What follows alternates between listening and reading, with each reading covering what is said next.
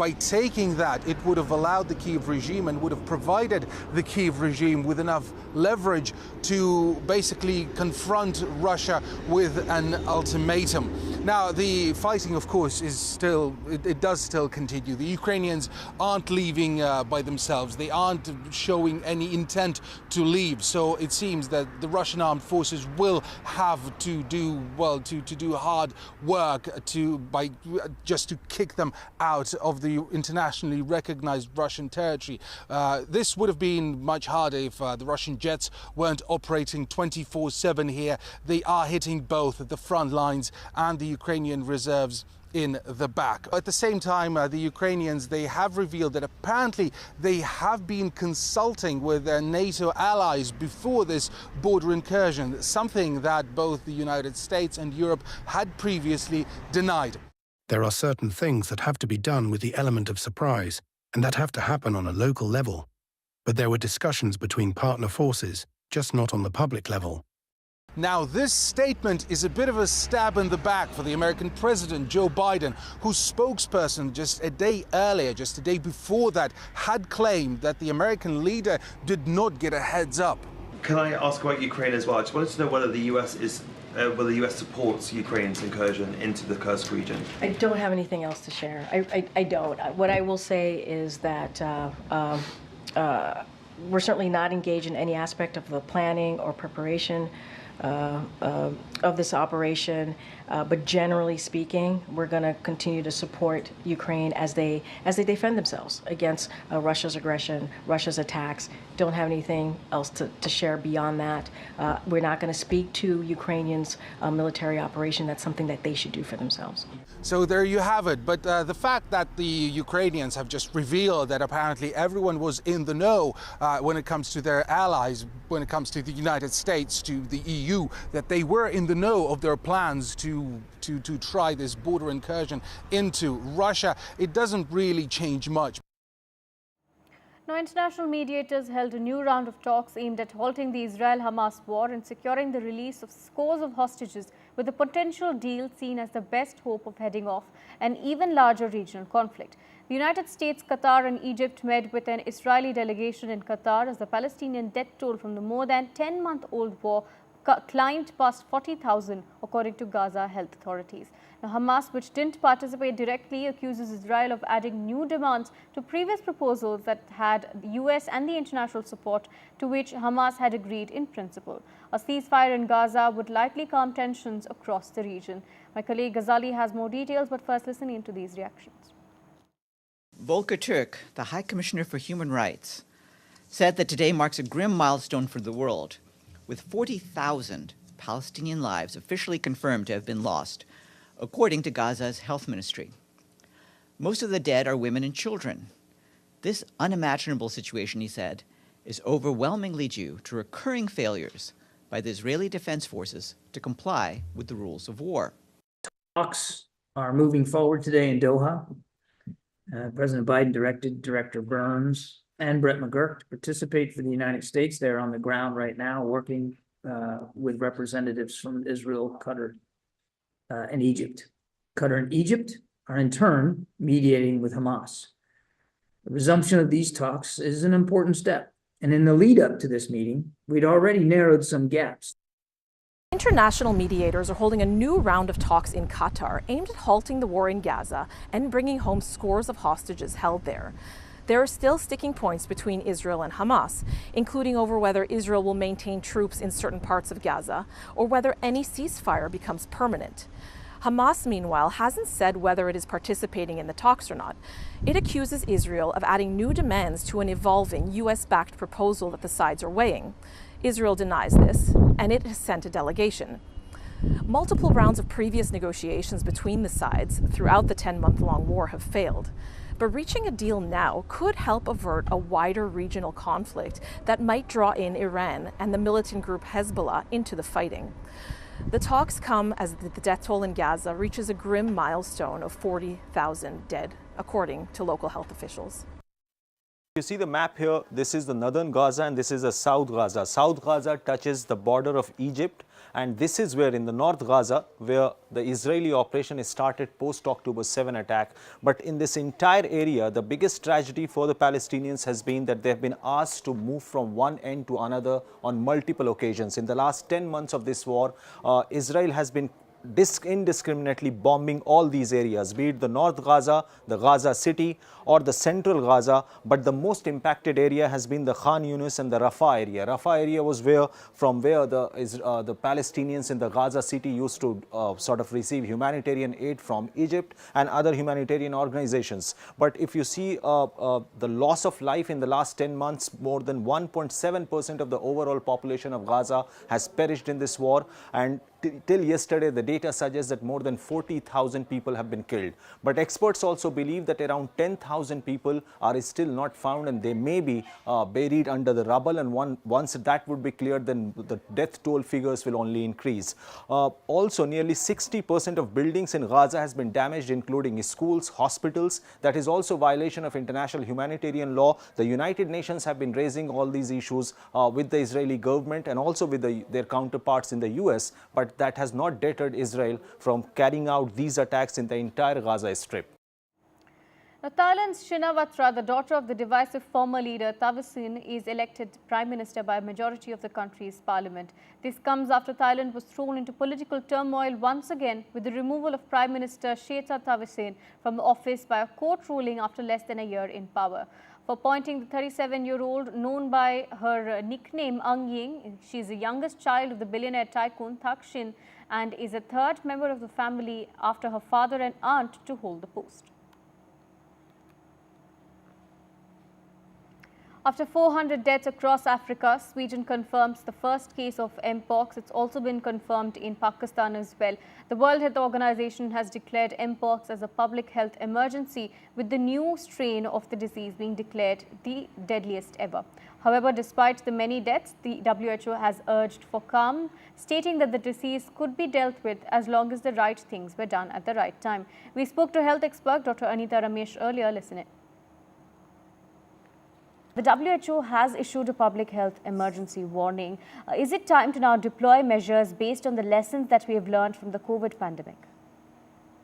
Yes, a very good morning. I think it is very important to keep our gears ready because, you know, this is a Mpox from the pox virus, usually spreads by contact, sexual contact, body fluid. It can also spread by cough. So what you said is very correct. We need to put all the things in place: prevention, prevention, prevention, isolation, and then awareness, early detection, and covering our body parts or PPE that is particularly marked so that you don't sneeze and cough. Sexual contacts, any blood fluids, like the precautions we took for COVID has to be in place. So this is it's a type of global warning has been put, and we should not take the things lightly. You know that a number of cases are increasing, and it's outside Africa also. And though we have a vaccine, but I think at this point everybody should be alerted, but not to be panicked. Please put your guards on, prevention, and prevent exposure, prevent contact. Right. Absolutely, Dr. Ramesh, like you said, prevention is very important. Now that the cases have been reported in Pakistan as well, we had seen earlier with the case of COVID as well that a cross-border transfer of these viruses happen quite quickly. India hasn't issued advisories yet, but what precautions can we expect the country to announce? Awareness. We need to aware everybody that it's a travel restriction across the borders where the testing is needed. Secondly, cover your face, and not the face, the mouth and the nose. So your secretions, you don't get others' secretion, and neither do you get the secretion to others. If you have a suspicion that you are having fever, body pain, headache, you're feeling weak, and start seeing some blisters in the body, rashes, please report to the immediate local authorities, and they will tell you what to do.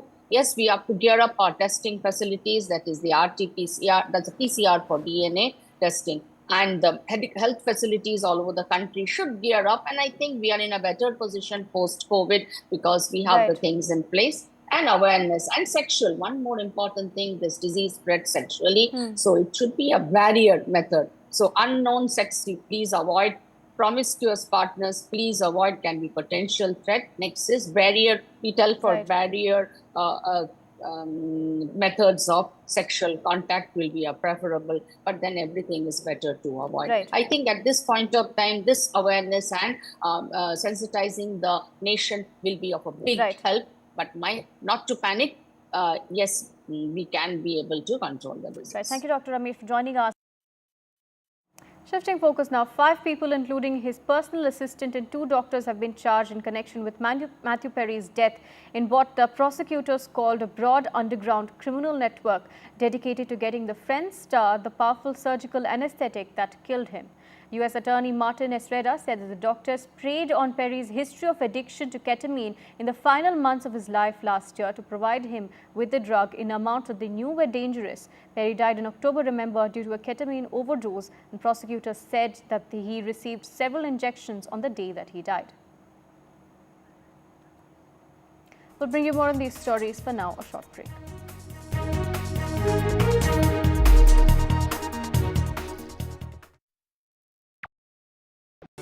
Stay informed and entertained with the new and updated NDTV News app. You can watch all our channels live, listen to podcasts, read breaking and exclusive news from around the world and more. Download the NDTV app today and get access to the best journalism and storytelling on your smartphone or tablet. The NDTV app. News that matters to you. Hello and welcome to India Sense, where I speak with global opinion makers. The United States has made a strategic decision over the last 20 years to move closer to India. Though a $7 trillion economy seems a perfectly conceivable number. If you want to be a national party, it's that you sort of accept the way the world is rather than want to endlessly hark back to how it was. Modi is promoting the digitization of the economy, which is accelerating growth in the country. Hello, Moto. Motorola Razr 50 Ultra comes with Google Gemini.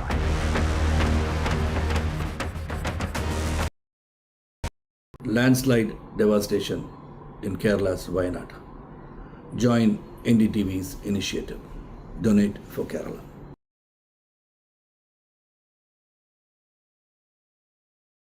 Hi, I'm Shreya Saran.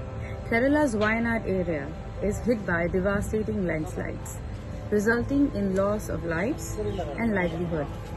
Kerala needs your help right now. Let's join NDTV initiative. Come, donate. Let's rebuild Wayanad.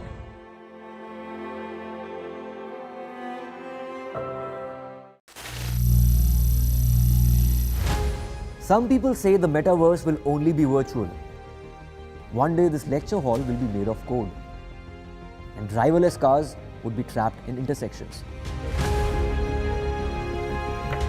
But even in this maze of the future, you can't wish away health. It's time to become more resilient.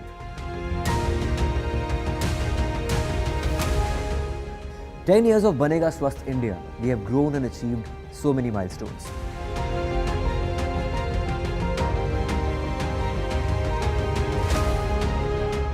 And now I have a plan to beat the urgency, to stop breathing with difficulty, to relieve getting choked with inactivity.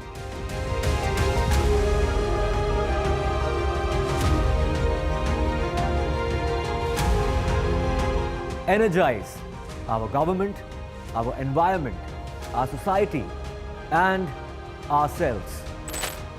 Everyone, everywhere, every day.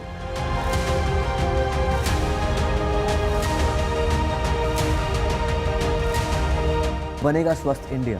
One world hygiene.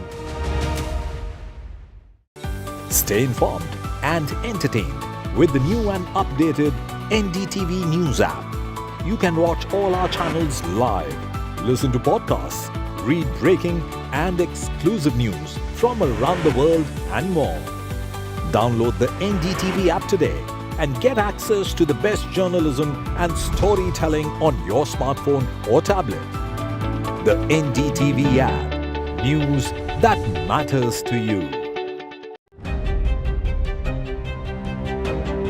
Hello and welcome to India Sense, where I speak with global opinion makers. The United States has made a strategic decision over the last 20 years to move closer to India. So a $7 trillion economy seems a perfectly conceivable number. If you want to be a national party, it's that you sort of accept the way the world is rather than want to endlessly hark back to how it was.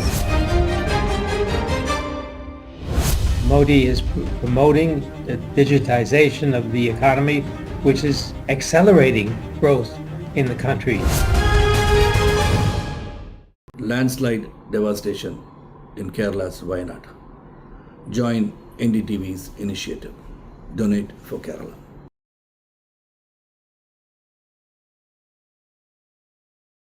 Hi, I'm Shreya Saran. Kerala's Wayanad area is hit by devastating landslides, resulting in loss of lives and livelihood. Kerala needs your help right now. Let's join NDTV initiative. Come, donate. Let's rebuild Wayanad.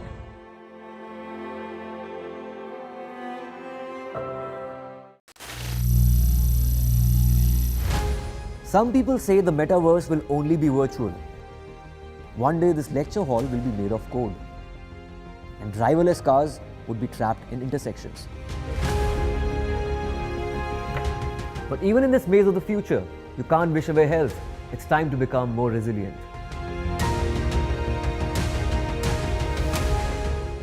"10 years of Banega Swasth India, we have grown and achieved so many milestones.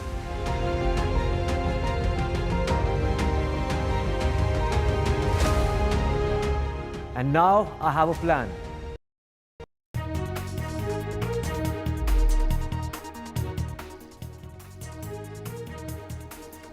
Hello ladies and gentlemen, the dates of the most critical assembly polls in Jammu and Kashmir and Haryana are scheduled to be announced today, in fact in a short while from now. Meanwhile, doctors across the country continue to protest against the horrific rape and murder of a junior doctor in Kolkata recently. We'll get you all that and more in this bulletin, but first up, the headlines.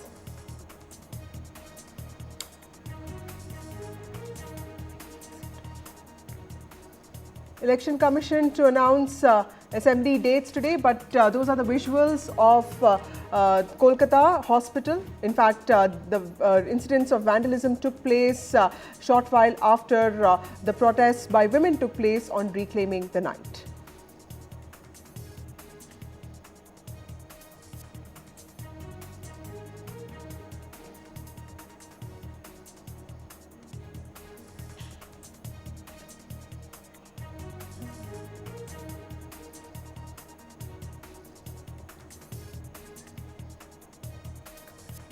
ISRO successfully has launched an Earth satellite mission into intended orbit. The space agency launched its third and final developmental flight.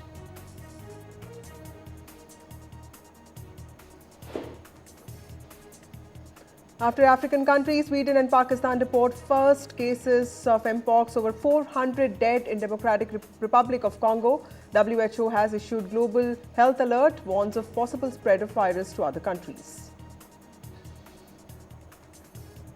Prime Minister Narendra Modi interacts with Indian Olympics champions. He hailed their spirit and said the entire nation is proud of its athletes and their hard work. The Indian men's hockey team, which earned its second consecutive Olympic bronze, presented the Prime Minister with a hockey stick signed by all the players. In fact, the team also gave Prime Minister Narendra Modi a signed jersey.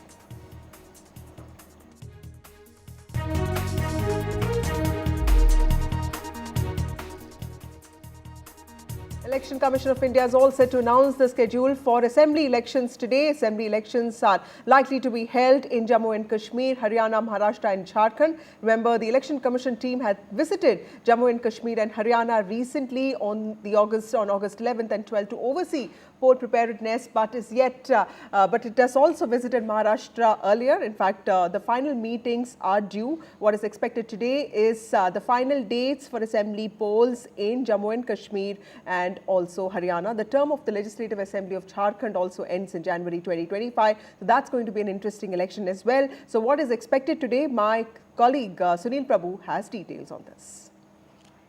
They're not yet sure whether they'll make an announcement in the states of Maharashtra as well as Jharkhand, because elections are slightly later expected, even though Haryana was a little bit later.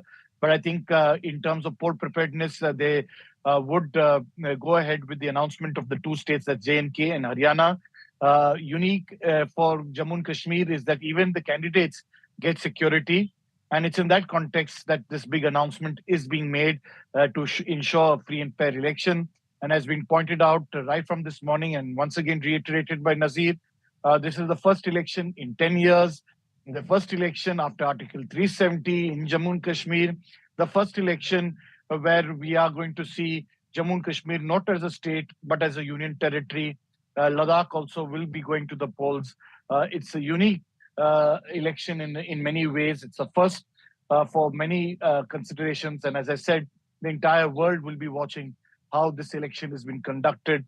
Definitely, I think the Election Commission will make all necessary arrangements to ensure, as he pointed out during his visit to Srinagar, no internal or external threat within the to conduct a free and fair election for the people of Jammu and Kashmir as well as Haryana. Now is Gurpreet Chinna, my colleague from Chandigarh. Gurpreet, Haryana elections are very, they're going to be very closely watched. In fact, Haryana is always known to have voted, according to what it does in Lok Sabha elections. But this time, Lok Sabha elections presented an even Stevens picture for both BJP and Congress in Haryana. So how critical are these election dates as far as Haryana is concerned?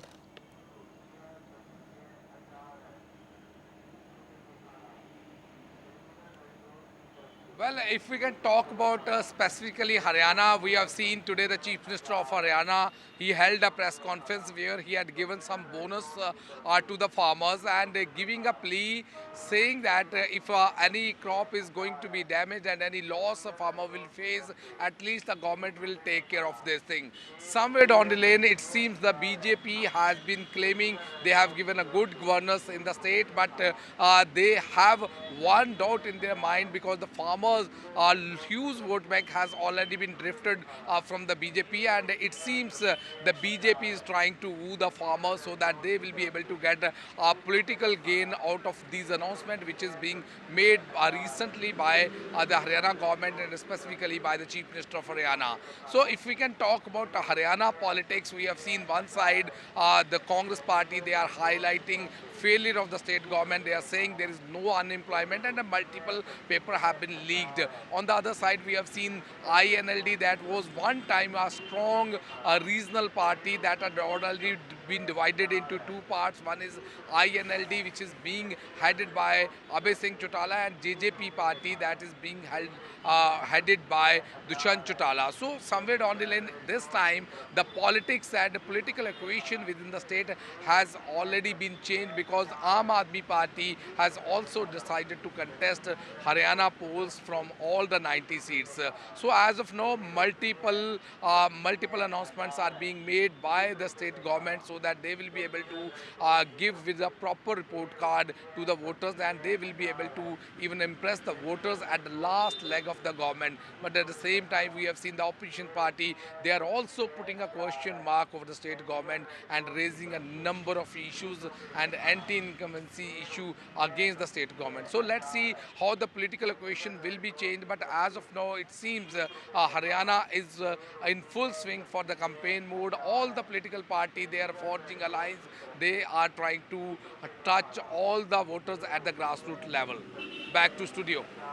Gurpreet, also tell us about the campaigns that are going on, as far as the ground of Haryana is concerned, with respect to, Congress has this campaign, Hisab Do, 10 Saal Ka Hisab Do, and then BJP has started Mara Haryana, Non-Stop Haryana. So clearly, both parties seem to be eyeing Haryana with a lot of hope. This time in the Lok Sabha elections, Congress got 5, BJP got 5. BJP also changed its chief minister well before the Lok Sabha elections. So clearly, a lot of activity there also happening winning, and Congress also won a lot of seats like Rohtak, which it lost last time. So clearly tell us what is the state of these campaigns when it comes to the politics of both BJP and Congress is concerned. Well, very clear. We have seen the Congress is overcharged since they were able to perform much better in Lok Sabha elections in Haryana. We have seen after that the Congress has been hitting the BJP government again and again, and they have already initiated one campaign which is being headed by Dipinder Hooda, that is member parliament from Rohtak and son of a former chief minister Haryana Mange Saab. They are highlighting all the failure of the government, and main important core issue which they are touching, one is the paper leak and unemployment among the youth. A huge number of the youth they are trying to allure with this failure of the state government, and at the same time they are also trying to gain maximum support from the farmers, because they say once they are going to come into power, all the grievances of the farmer will be addressed at the state level, and they will also support the farmers at the national level also. So if we can talk about the Congress party, they have already initiated the campaign. Not only the Congress party, we have seen even INLD, Indian National Lok Dal, recently they had forged alliance with the BSP, and they have also decided the seat sharing, because somewhere down the lane they are also trying to get all the data where they are going to be get maximum vote banks. So all these political equations are being changed, and the BJP is already on the streets and multiple programs being held at the various districts, and they are also addressing the grievances of the people so that they will be able to allure the people, they will be able to woo the voters at the last leg of the government. So let's see who will be able to get maximum support from the voters. Absolutely. Thank you, Gurpreet, for joining us with those details. We'll keep coming back to you as soon as the election dates are announced. But over to Kolkata now, where the protest against state administration, local police has intensified. This is, remember, with regard to the horrific murder and rape of a junior doctor in RG Kar Medical Hospital. My colleague Saurabh Gupta joins me from the ground. Saurabh, tell us, the vandalism that took place even as reclaimed the night protests were going on by women clearly seems to have sent shockwaves across the state, across the country. Tell us what is happening in Kolkata today. Well, the BJP protesters were here, and now, of course, the police has lifted the protesters from here, and, they've been bundled into prison vans and taken away. They had blocked this road here. This is the Bhupen Bosch Avenue on Shambazar, and the BJP protesters have been lifted from the ground here. Some of them are still holding their ground, though. Here, they're sitting on the ground, and the police, the women police, of course, arresting these protesters here, and lifting them into prison vans, as you can see. But other women protesters also continuing to remain on the ground and sitting down here. And of course, this is something that we are seeing at this point. You can see these women protesters here who have blocked the road by sitting on the road here, and the women police, of course, trying to take them away. As you see these pictures on the other side, of course, I'll show you the prison van where the police have managed to put those protesters and take them away from here. This is the prison van, and couple of protesters are here. As you can see, in several prison vans to remove the protesters and restore traffic on the road. This is a protest that was planned by the BJP, but obviously, permission issues with the police. And you can see now, the police lifting the protesters into the van here as we speak. And this is, of course, the door of the, removing those protesters, the Mahila Morcha protesters of the BJP from here, and taking them away as they are bundled into prison vans by the police here. So this is taking place at this point. Ognimitra Paul also here, and of course, she's the BJP MLA from Asansol, and of course she's a very vocal voice here in Bengal as well on behalf of the BJP. Let's just listen into what Ognimitra Paul is saying. If I can ask my camera person to come this side and try and give the frame of Ognimitra Paul, and listening in to what she's saying as the BJP removes the protesters. Left, but of course, chaotic scenes unfolding at the Shambazar 5-point crossing as the BJP protesters here try to, sort of block the road and hold protests. Some of the protesters holding their ground as another prison van has been brought in to lift them out, from here and put them into the prison van here as more and more BJP leaders arrive at this protest. The road here blocked, and this is of course from the Bhupen Bosch Avenue in Shambazar at the 5-point crossing. You can see the police preparing more prison vans to, remove more protesters. We'll try and see if we can hear what Ognimitra Paul has to say and try and get in a word in from her, and also, try and see what we can do as far as hear what she has to say, though a lot of chaotic scenes unfolding here as BJP protesters also here are, trying to block the road and sort protest of by the make their point. There are multiple protests, political protests planned in the city today. Well, Saurabh, while the BJP has been systematically creating pressure on the TMC, there's also a protest that the CPM has planned today. So politics clearly has intensified over this. Tell us about, what kind of, agitations are taking place in the state, because clearly the horrific rape and murder was one thing, but of course the vandalism that took place, in the hospital was another thing, and that really has sent shockwaves across the country.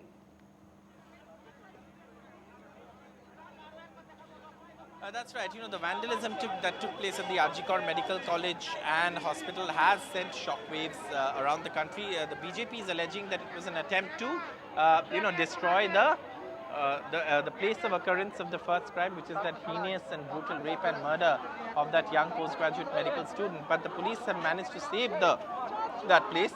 They managed to actually, keep the crime scene intact. And you can see, of course, women policemen now, of course, trying to lift these, protesters from here and take them away as the, women protesters here clash with the police, and others also sitting here. And of course, trying to, and we'll try and get in a word, of course, here,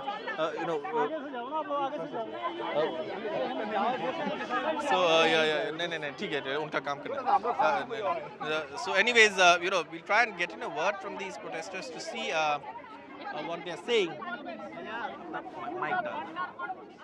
From the administration, because we saw the tweets by Abhishek Banerjee today saying that 15 people have been accused, have been taken into custody. So clearly the government is trying to put on a defense, but it is not acceptable considering the horrific nature of the crime, and also these speculations of a cover-up that has happened, and also the vandalism that took place. Is there any word from the state administration that has come to you? And you can see, of course, as you see, the women riot control police officers have now arrived, and they are trying to remove these protesters from this spot. As you can see now, a little bit of commotion here as these policemen try to, cops try to remove these women who block the road here from the BJP. And, we'll stay on these pictures rather that are unfolding on the streets of Calcutta or Kolkata. This is in the Shambazar area, the Bhupen Bosch Avenue, where you're seeing these pictures of the BJP protest. And you will see these women riot control police officers who've been brought in here, and they're being bundled into prison vans as they are here. And the police and the policemen now, of course, bundling them into prison vans as they protest here. And absolutely chaotic scenes as they refuse to enter the prison van. So the police, of course, are trying to ensure that they are not they're not blocking the streets here. And the women protesters here are being bundled into police vans by the police here as we speak. And this is, of course, you can see leaders of the BJP also now being bundled into that prison van as we speak. These are, of course, live pictures of women protesters from the BJP also being bundled into prison vans here as we speak. And these are, of course, the protests still ongoing here as the BJP protests against, and of course there's a protest by the Chief Minister later as well, and she will lead a rally, of course, and you can see, of course, the BJP protesters now being bundled into.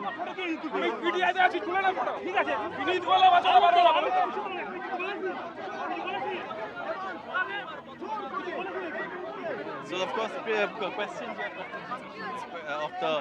of the the visuals here of the protest that is taking place. So does that protest here taking place, as you can see, the BJP.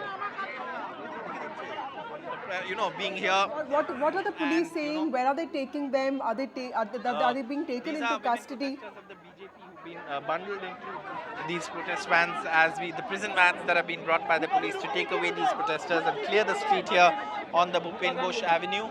And you can see Rupa Ganguly also, who's being, being put into that prison. Man at this point.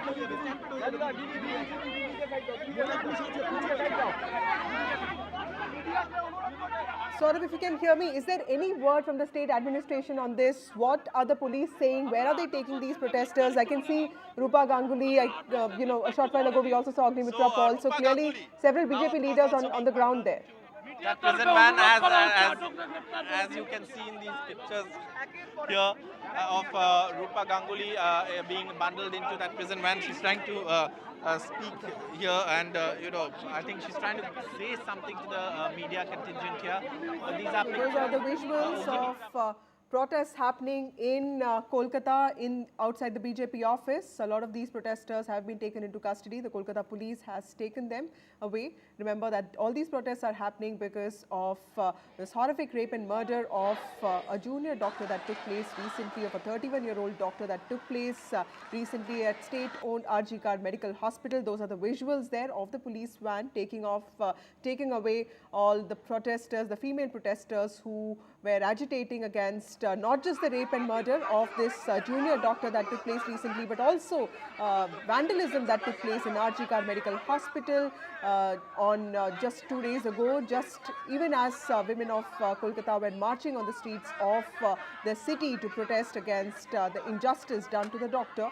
Over 18 halls and 18 rooms of RG Card Medical Hospital were destroyed, were vandalized, and also the protesters were attacked, and this has set the BJP and the CPM to ask very difficult questions of the TMC as to why the protesters were being silenced. Those are the visuals of women protesters being taken into custody by Kolkata police.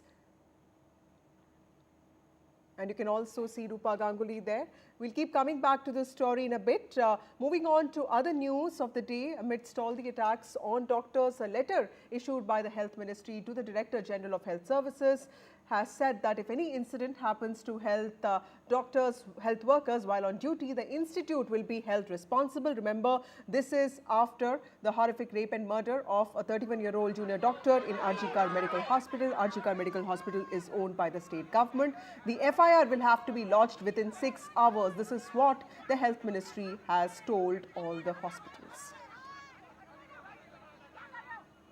And remember those visuals on the screen of what is happening, what is unraveling in the streets of Kolkata. Going back to a story on the Health Ministry's instructions to the Director General of Health Services, asking all hospitals to report any incident of any untoward incident and also ensure that FIR is lodged within 6 hours. I have my colleague Tanushka joining us with more details on this. Tanushka, this is clearly a follow-up to what we saw happen in Kolkata last week. A 31-year-old doctor who did not even have a room, to rest, and she had to, basically rest in the seminar room, after which she was, brutalized, she was raped, and she was also murdered. That incident has sent shockwaves across the country. Several doctors, several women have come out in support of the doctor's family, and they have been alleging cover-up of the crime. They've been demanding justice. They've been demanding answers of the state government, of the TMC government specifically in West Bengal. Mamata Banerjee, in fact, has said that she has done everything possible to ensure justice, but of course, the case is now being handed over to the CBI. This is on the instructions of the Kolkata High Court. The Kolkata High Court, in fact, has asked some very stringent questions, very difficult questions to the police and also to the state administration. Tanushka is joining us now. Tanushka, tell us about the instructions that have been issued by the Health Ministry to the Director General of Health Services, which means although health is a state subject, there is a larger role of intervention that Health Ministry plays, and this is the Health Ministry putting its foot down and saying that, if any incident happens to health workers on duty, the institute will be held responsible. Precisely that, the Health Ministry is making a very clear-cut statement here by its, orders to the Directorate General of the Health Services across board, that with respect to the violence that has become common against doctors and other healthcare staff in government hospitals, the number of healthcare workers that suffer physical violence during the course of their duty, it has been issued that in event of any such violence against any healthcare worker or doctors while on duty, the head of the institution shall be responsible for filing an institutional FIR within a maximum of 6 hours of the incident. This is what the memorandum says, and this makes a very strong statement with due course, keeping in view, of course, the rape and murder of the young trainee doctor at the RG Kaur Medical Hospital, and with now protests breaking out nationwide with the Federation of Resident Doctors Association as well as the Indian Medical Doctors Association also calling off a strike, and doctors also coming out to the forefront stating the violence and the harassment also that they face during their shifts. So in view of this, the Ministry of Health has issued this order to the Directorate of the General of Health Services. Right. Thank you, Tanushka, for joining us with those details. Remember, to protest, to agitate against what happened in Kolkata, doctors across the country have shown solidarity. In fact, there are protests happening across the country. Remember that organizations like the Federation of Resident Doctors Association, FORMA, and also IMA have resumed their agitation and strike. This is with regard to the vandalism that happened after women of Kolkata took out an agitational march on the night 2 days ago. Joining me now is Tanishq from Lucknow. Tanishq, tell us, Tanishq has more details on this. In fact, doctors of Lucknow have also protested against what happened in Kolkata. They are also asking for safety protocols to be put in place and also a central law that can safeguard their rights. Protest situation here in Uttar Pradesh, so UPRDA did not discontinue the strike even after FODA called it off 2 days back, a few days back. So the UPRDA continued the strike except on 15th August where it was halted for due to Independence Day. Now today it is going to be one of the largest gathering today, as all the 4 biggest medical colleges of Lucknow will be getting together and gathering and holding a silent protest march at the 1090 Chauraha or the 1090 crossing. One of the most busiest crossing here in Lucknow. Now what is 1090? 1090 is a women power line number that was started in 2012 to deal with cases of women atrocities. So of course it is going to be a big protest today. All the 4 medical colleges of Lucknow are coming together and holding a silent candle march. Right now I am in KGMU. This is of course the beginning. Right now at 5 PM the silent candle march will be held at 1090 crossing. I have with me Dr. Divyansh here, the president of KGMU RDA. आज का क्या कितने लोग लगभग इकट्ठा हो रहे हैं? पूरा हमारा मतलब के संघर्ष रहा है। हम लोगों ने रैली निकाली और इसी तरीके से हम शाम को 6:30 बजे 1090 चौराहे पर KGMU का पूरा फ्रेटर्निटी, डॉक्टर राम मनोहर लोहिया अस्पताल का पूरा फ्रेटर्निटी, SGPGI का पूरा medical fraternity, Kalyan Singh cancer institute का पूरा फ्रेटर्निटी एंड जो हमारे साथ में जो हमारा लखनऊ यूनिवर्सिटी है वो लोग भी हमारे साथ ज्वाइन करने के लिए कह रहे हैं, क्योंकि वो भी हमारा कॉज समझ रहे हैं। उसके अलावा बाबा अंबेडकर यूनिवर्सिटी हमारे साथ में शामिल होने को कह रही है। तो कुछ इतनी बड़ी तादाद में हम लोग 1090 पर आज शोक सभा करने वाले हैं। ये एक मूक प्रदर्शन होगा जहाँ पर हम केवल अपने बैनर्स के साथ में जाएंगे, हम आवाज़ नहीं निकालेंगे। हम जन जन को बताना चाहते हैं हम कितना दुखी हैं। All of them are wearing the black bands today. If you'd like to see, all of the resident doctors here are today wearing black band. If my camera person could pan and show the black band as a symbol of protest, all of them are wearing today. And of course, protest has been going on for a long time and since the very today आप लोग की VC भी आपके साथ जुड़ी थी protest? Yes, हमारा जो प्रोटेस्ट की रैली की शुरुआत थी वो हमारी VC मैम ने की थी। तो जैसा हमारे कॉलेज एडमिनिस्ट्रेशन ने और फैकल्टी ने वादा किया था वो अपने वादे पर उन्होंने खरा उतरे हैं। The intensity of the protest has been increasing since the time it started.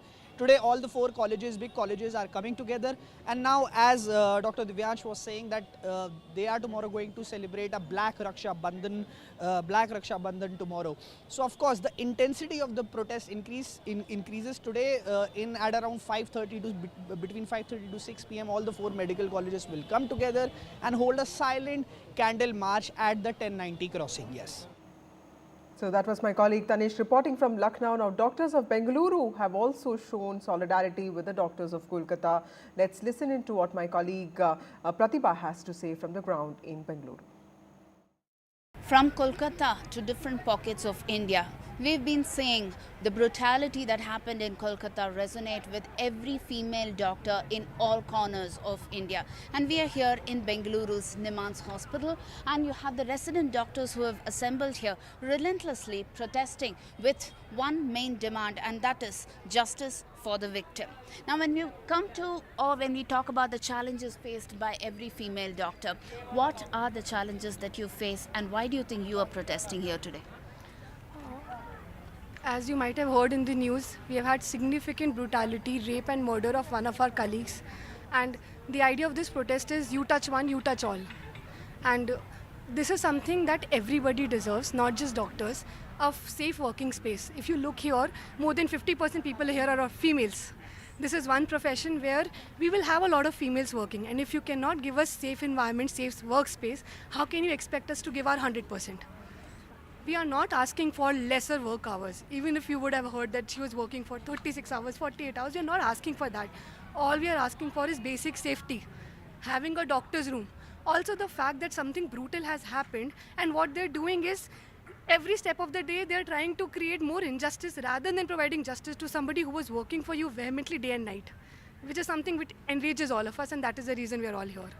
When you talk about doctors, most patients seem to be coming in with the hope that this doctor would save one's life. But you are here neglecting all the services and you're coming here to protest, and that's been one of the criticisms faced by you. How do you think you want to answer that?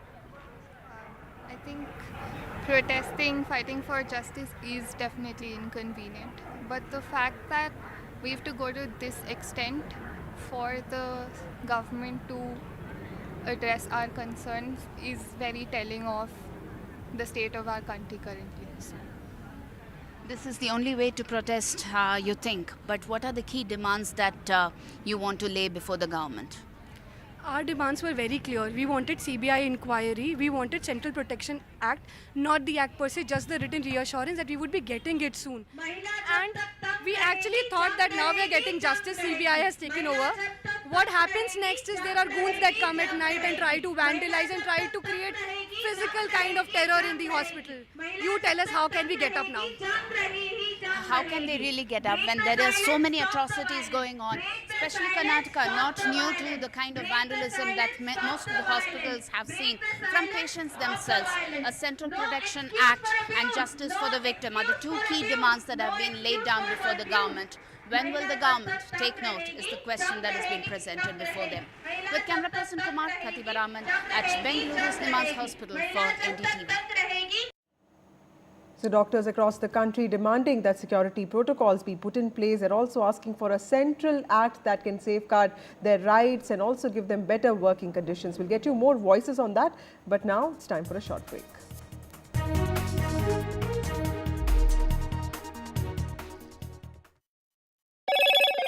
Hello, Moto. Motorola Razr 50 Ultra comes with Google Gemini.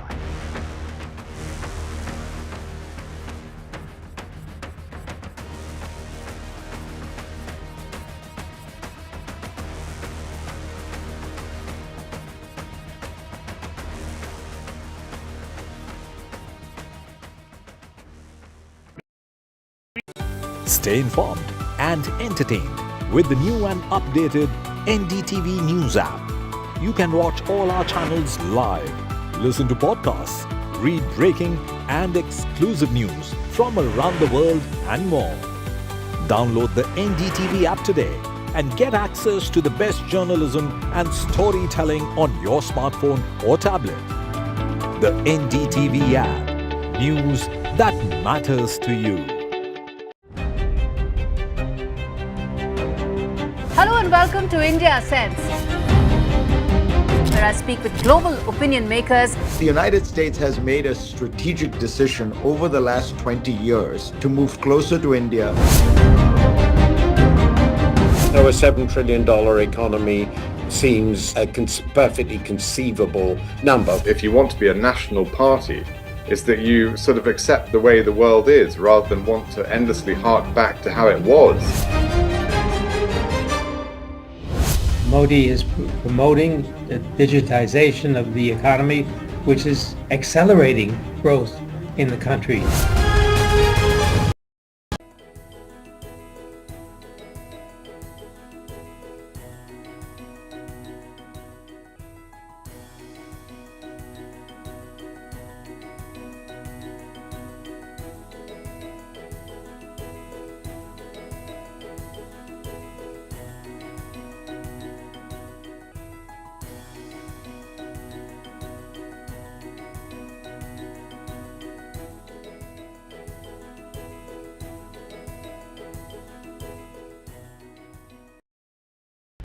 Landslide devastation in Kerala's Wayanad. Join NDTV's initiative. Donate for Kerala.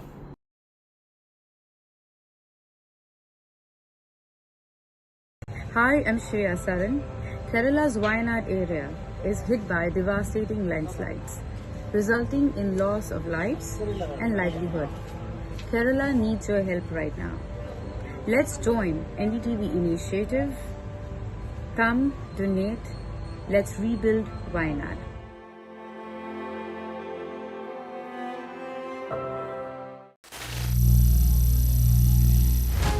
Some people say the metaverse will only be virtual. One day this lecture hall will be made of code, and driverless cars would be trapped in intersections. But even in this maze of the future, you can't wish away health. It's time to become more resilient.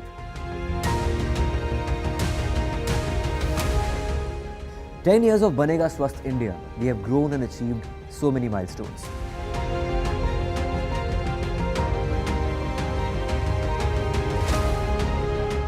And now I have a plan to beat the urgency, to stop breathing with difficulty, to relieve getting choked with inactivity.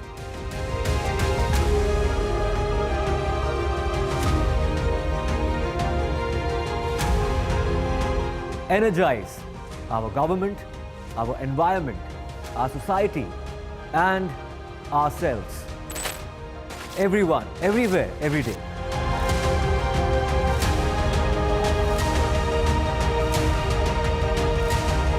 Banega Swasth India. One world hygiene. Stay informed and entertained with the new and updated NDTV News app. You can watch all our channels live, listen to podcasts, read breaking and exclusive news from around the world and more. Download the NDTV app today and get access to the best journalism and storytelling on your smartphone or tablet. The NDTV app. News that matters to you. Hello and welcome to India Sense, where I speak with global opinion makers. The United States has made a strategic decision over the last 20 years to move closer to India. So a $7 trillion economy seems a perfectly conceivable number. If you want to be a national party, it's that you sort of accept the way the world is rather than want to endlessly hark back to how it was. Modi is promoting the digitization of the economy, which is accelerating growth in the country. Landslide devastation in Kerala's Wayanad. Join NDTV's initiative. Donate for Kerala.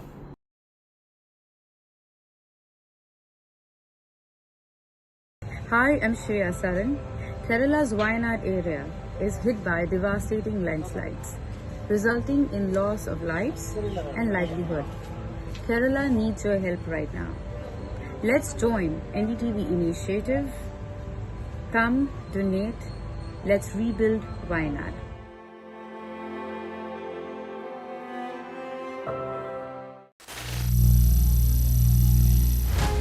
Some people say the metaverse will only be virtual. One day this lecture hall will be made of code, and driverless cars would be trapped in intersections. But even in this maze of the future, you can't wish away health. It's time to become more resilient.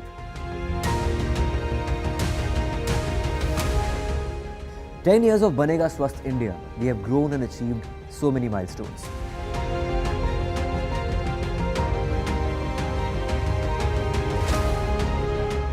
And now I have a plan to beat the urgency, to stop breathing with difficulty, to relieve getting choked with inactivity."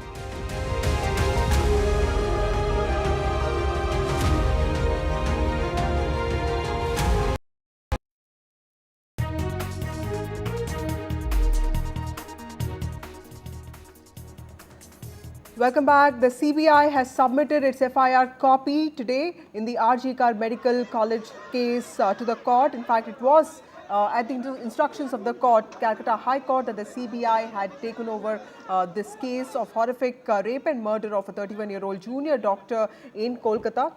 Remember that this case has also sent shockwaves across the country, with doctors in different states protesting. In fact, women of Kolkata also came out and walked all night just 2 days ago, which also was followed by incidents of vandalism in RG Kar Hospital. CBI's intervention in this case is going to be very keenly watched, because it also poses many questions on the Kolkata police's role and also speculated cover-up. I have my colleague Saurabh joining us. We will try and connect with Saurabh shortly, but remember, these are the visuals that you see of the protest that took place outside the BJP headquarters. Let's look at some political reactions. Mamata Banerjee silence करने का कोशिश कर रहे हैं. Clear picture. आज हम लोग जो प्रतिबाद कर रहे हैं, ममता बनर्जी बोल रहे हैं हम भी चाहते हैं कि फांसी हो, लेकिन एक्चुअली वो चाहते नहीं है. Our protest will continue. We are going to the High Court. Our protest will continue. Heaven or hell. The world can fall apart, but BJP will protest for Abhaya. That was Agnimitra Paul, who is a BJP MLA, speaking on the protest that took place today. Remember, the CBI team has already taken custody of the accused, Sanjay Roy, who was known to be a civic volunteer.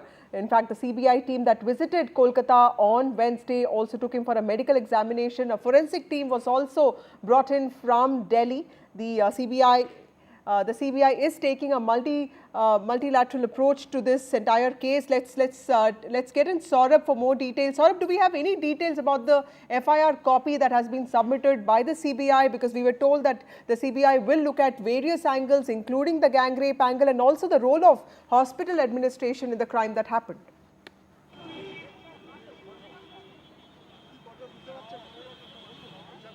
Well, obviously it is procedural for the CBI to register a case once it takes over a case. That's the procedure. And of course, a copy of this FIR has been submitted to the court. One must remember, this is a court-monitored CBI investigation. It's just not the CBI investigation. And this is so important. I'll tell you why. Because of the kind of, attention on this case, many, and including the ruling Trinamool Congress in West Bengal, have said that, look, the pace of CBI investigations is often tardy, that cases get handed over to them, but they never reach their logical conclusion or legal conclusion, which is a charge sheet and then an conviction, etc. And pointing out that the conviction rate of the CBI, etc., central agencies are low. That's the stand of the Trinamool Congress. Now, given that this is a court-monitored investigation, every progress that the CBI makes in this case, even if it's procedural to a breakthrough in the investigation, you will expect that it would be reported to the court. So the registration of case is a procedural thing. But in the investigation, if something else comes forward, that will be real progress in investigation. But whatever happens, the CBI will have to report to the court on the status, on the speed, and on the progress they've made in the investigation. And therefore, the CBI, of course, has submitted this copy of the FIR.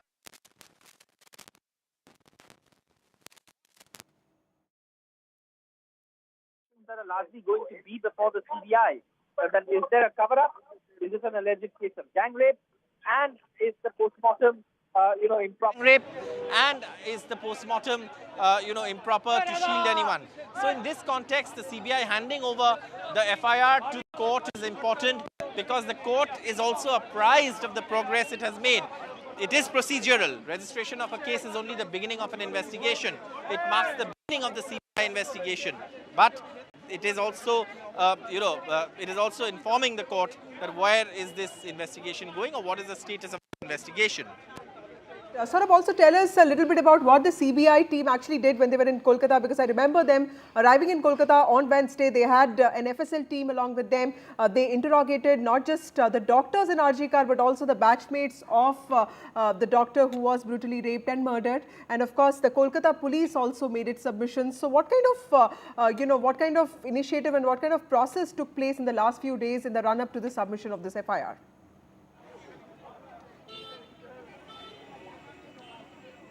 Well, the thing to note is the progress in the investigation. Where is this investigation going? It's very, of course, it's been handed over to the CBI on the orders of the Calcutta High Court. And the Calcutta High Court has taken very strong note of this case particularly. It handed over the case to the CBI, making an observation in its order that there is fear that evidence could be tampered with. And therefore, when the Calcutta High Court hands over the case to the CBI has to show progress. Remember, political parties like the Trinamool Congress are already going to be out on the streets demanding capital punishment for the accused. And therefore, the CBI at this stage or at any other stage of this investigation and progress of the investigation cannot be seen as tardy or lacking in progress. And therefore, what the CBI has done is, of course, it has also, it has to start recording statements. 27 statements were recorded by the police itself. That's what was submitted in the Calcutta High Court by the State Council of the West Bengal government. And therefore, after that, the CBI registers case. It has to, collect forensic evidence, which it did already. We saw that CBI team arriving. And then, of course, the further investigation, what we're also being given to understand that, and I believe this has been submitted in court, so I'm not sure if it has been, though, but that one of the things that the CBI investigation will look at is, of course, the former principal, Sandeep Ghosh, who, of course, is very important in all of this. And I'll quickly explain why he's important. One of the things, again, to note from the Calcutta High Court order is the manner in which the Calcutta High Court treated Sandeep Ghosh, because they said, why hasn't his statement been recorded yet? They asked the police that question. And therefore, we're being told that the CBI has also issued a notice to Sandeep Ghosh, who's the former principal. Sandeep Ghosh has come under attack from even leaders of the Trinamool Congress. Shantanu Sen has said that Mamata Banerjee has made progress in several medical colleges and hospitals, but this college had complaints and this needs to be looked at. Clearly targeting Sandeep Ghosh. And Sandeep Ghosh is someone whom the students have blamed. He seems to be, a person who's really someone who needs to be acted against as far as the Trinamool is concerned, as far as as far as the students are concerned, who've also raised their, complaints against this former principal. Right. Also, sort of quickly explain to us what is the political fallout of this issue been like, because we see both the BJP and the CPM exerting a lot of pressure on the TMC, but there's also social pressure because, this is Kolkata where the TMC was known to be very strong, but women are walking at night, reclaiming, the night and reclaiming the city and also asking some very tough questions from the government. So what's been the political and social fallout of this episode?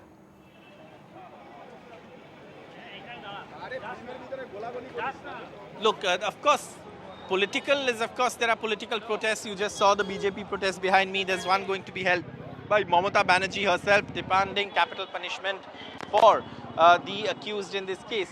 But I think what also needs to be noted is the social sort of impact. And I, for one, at least saw on the on the intervening night between 14th and 15th August when India was on the eve of its Independence Day, thousands of women no political affiliation, perhaps not even a single political bone in their body, but obviously coming out on the streets because they were aghast at the brutality of this incident. And that is something that is clear. And we were in Jadavpur, we were also, after that, of course, we had to rush to Arjikar because that vandalism took place. But it was quite clear that there was a certain sense of anger. And the anger was over not only the fact that, this is a doctor and this is a larger question of security for the medical fraternity, but the fact that this was seen as an assault on a woman who was at her workplace, which is this hospital. And that has led to a lot of sort of outpouring of anger as well. Now, obviously, some of that anger at the receiving end is the Trinamool Congress. It is the ruling government, the ruling dispensation, and therefore, a part of that anger would be directed towards the Trinamool Congress government. But, politically speaking, the Trinamool also says that this is, Derek O'Brien, for example, described it as bestial. So obviously, the Trinamool also making sure that, they don't want to be seen as, protecting the accused, even though questions have been raised over, like I said, this person, Sandeep Ghosh, his reinstatement did raise questions. That was a sore point. That was something that a lot of people, including within the Trinamool Congress, also, perhaps were not or were very uncomfortable with. And in fact, Shantanu Sen came out and said that, there are complaints against this man. But in all of this, what we also know is that, politically everyone will want to be seen as, on the side of those who are angry over what has happened in Arjikar Medical College and Hospital. Right. Thank you, Saurav, for getting us those critical details. There's an update on that. CBI has submitted the FIR to the court. This is with regard to the horrific rape and murder case that happened in Arjikar Medical College and Hospital. That also led to protests across the country, with doctors seeking not just safety protocols but also a central law that will safeguard their safety. Women also came out in large numbers and they walked the streets of Kolkata just before Independence Day, demanding answers from the state government. Moving on to other stories. Ukraine's President Zelensky has claimed Kyiv's troops have full control now over the Russian town of Sudzha, which has a private population of 5,000 people and contains infrastructure pumping Russian gas towards Europe. In fact, Sudzha, which is roughly 10 kilometers inside Russian territory, is the biggest of 80 settlements that Ukraine claims to have taken during the 10 days since its surprise incursion into Russian territory began. Ukraine has set up a military administrative office in Russia's western Kursk region, where its surprise incursion into Russia's territory continues, according to its top military commander, General Alexander Syrskyi. He said that the office would maintain law and order and meet the immediate needs of the population in the area. Russian Defense Minister Andrei Belosov has said that Moscow will now send reinforcements to safeguard the population in this part of the country. Головком доповів, щодо операції в Курській області є нове просування, є нове поповнення нашого обмінного фонду. Також генерал Сирський доповів про завершення звільнення міста Суджа від російських військових. І там зараз створюється українська військова комендатура. Звільнені також іще кілька населених пунктів, загалом вже більше ніж 80. Я дякую кожному нашому воїну, який все це забезпечує. Молодці! Meanwhile, international mediators held a new round of talks aimed at halting the Israel-Hamas war and securing the release of scores of hostages, with a potential deal seen as the best hope of heading off an even larger regional conflict. The US, Qatar and Egypt met with an Israeli delegation in Qatar as the Palestinian death toll from the more than 10-month-old war climbed to over 40,000 deaths, according to Gaza health authorities. Hamas, which didn't participate directly, accuses Israel of adding new demands to a previous proposal that had US and international support and to which Hamas had agreed in principle. A ceasefire in Gaza would likely calm tensions across this part of the world. Diplomats hope that it would persuade Iran and Lebanon's Hezbollah to hold off on retaliating for the killing of a top Hezbollah commander in an Israeli airstrike in Beirut and of Hamas's top political leader in an explosion in Tehran.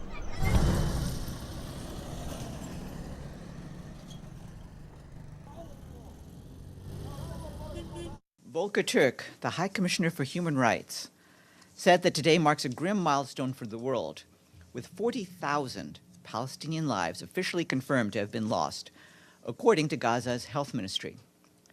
Most of the dead are women and children. This unimaginable situation, he said, is overwhelmingly due to recurring failures by the Israeli Defense Forces to comply with the rules of war. Talks are moving forward today in Doha. President Biden directed Director Burns and Brett McGurk to participate for the United States. They're on the ground right now working with representatives from Israel, Qatar, and Egypt. Qatar and Egypt are in turn mediating with Hamas. The resumption of these talks is an important step. And in the lead up to this meeting, we'd already narrowed some gaps. International mediators are holding a new round of talks in Qatar aimed at halting the war in Gaza and bringing home scores of hostages held there. There are still sticking points between Israel and Hamas, including over whether Israel will maintain troops in certain parts of Gaza or whether any ceasefire becomes permanent. Hamas, meanwhile, hasn't said whether it is participating in the talks or not. It accuses Israel of adding new demands to an evolving US-backed proposal that the sides are weighing. Israel denies this, and it has sent a delegation. Multiple rounds of previous negotiations between the sides throughout the 10-month-long war have failed. But reaching a deal now could help avert a wider regional conflict that might draw in Iran and the militant group Hezbollah into the fighting. The talks come as the death toll in Gaza reaches a grim milestone of 40,000 dead, according to local health officials.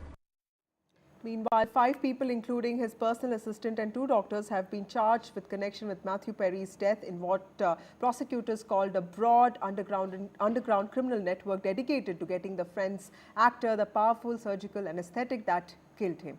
U.S. lawyer Martin Estrada said that the doctors preyed on Perry's history of addiction in the final months of his life last year to provide him with ketamine in amounts they knew were dangerous to the actor. Perry died in October due to a ketamine overdose, and prosecutors said he received several injections on the day he died from his live-in personal assistant Kenneth Ivamasa, who found Perry dead later that day and was the first to talk to investigators. Time for a short break. More news and updates on the other side.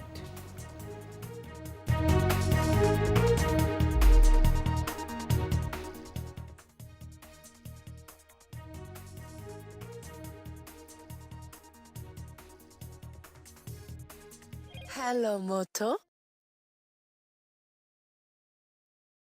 Motorola Razr 50 Ultra comes with Google Gemini.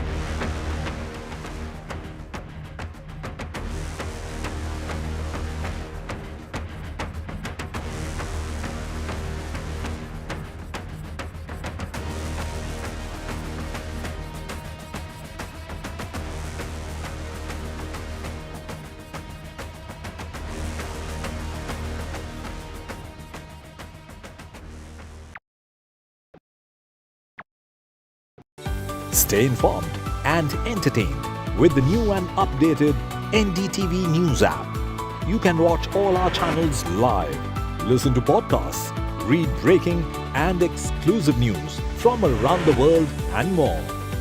Download the NDTV app today and get access to the best journalism and storytelling on your smartphone or tablet. The NDTV app. News that matters to you.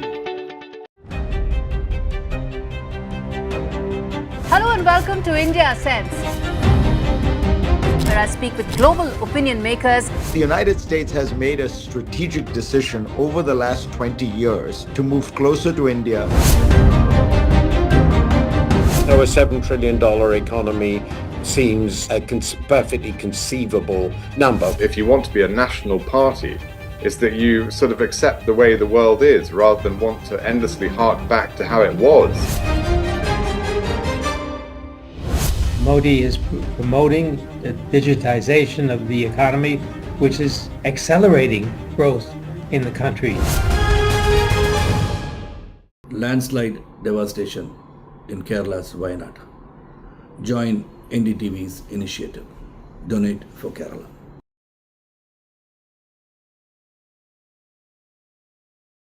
Hi, I'm Shreya Saran. Kerala's Wayanad area is hit by devastating landslides, resulting in loss of lives and livelihood. Kerala needs your help right now. Let's join NDTV initiative. Come, donate. Let's rebuild Wayanad.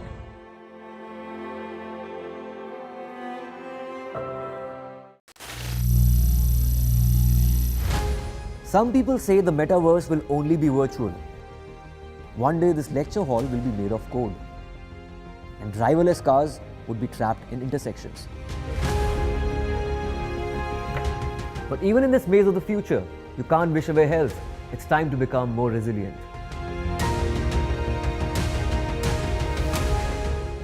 "10 years of Banega Swasth India, we have grown and achieved so many milestones.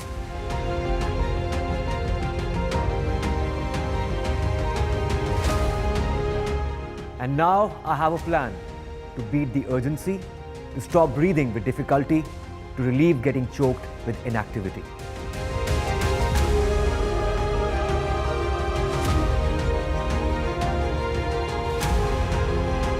Energize our government, our environment, our society, and ourselves. Everyone, everywhere, every day.